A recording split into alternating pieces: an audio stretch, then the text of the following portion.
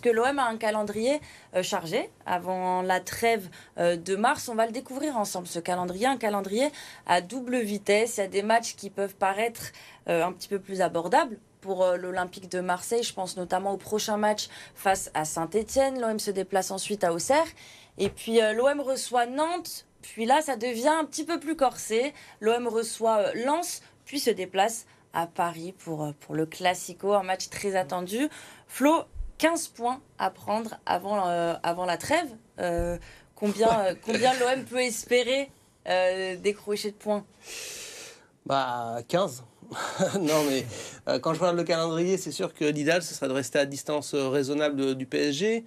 Espérer que Paris en perde un petit peu, occupé par la Ligue des Champions, et qu'il laisse, il laisse en route, il perd quelques plumes en cours de chemin. Je pense que l'OM peut être sérieux avec l'effectif visé le 12 sur 12 jusqu'à OM Lens, et puis après envoyer un message. Honnêtement, moi je crois pas à la lutte pour le titre, mais par contre je crois en fait que cet effectif, comme l'a un peu insinué Roberto De Zerbi, doit préparer la saison prochaine ou les deux suivantes en se disant maintenant on va devenir des candidats. C'est fini d'être un éternel deuxième, et le discours en interne me plaît, cette ambition des joueurs, de l'entraîneur, des dirigeants qui sont en train de construire quelque chose pour au moins essayer de lutter contre le PSG. Je dis pas être favori du championnat, loin de là.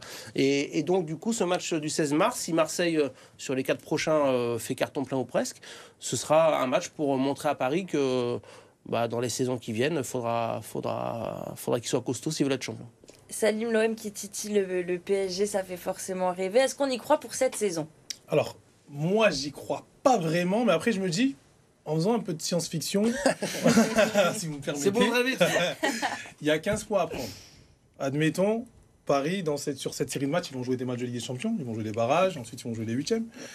Si Paris fait 2 nuls, l'OM sera à 6 points du PSG. Parce que là, aujourd'hui, on est à 10 points, donc tu reprends en 4 points, 6 points. 6 points, tu vas au parc, tu fais un exploit, tu reviens à 3 points, le championnat est relancé.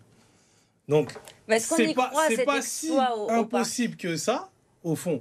Après, quand je vois, c'est vrai que le niveau de jeu en ce moment du PSG, voilà, faut être réaliste, ils sont très très forts.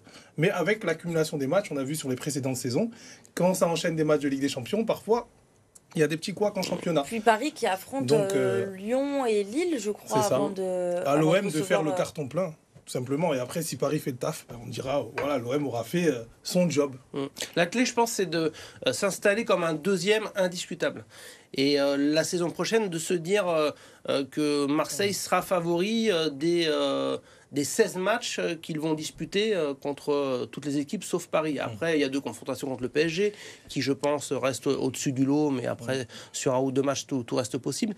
Mais si Marseille distance la concurrence assez nettement, et le recrutement fait qu'on prend cette direction-là quand même, entre les Bennacer, Rabiot, Højbjerg, on a des joueurs de grande qualité, donc l'avenir peut être sympa.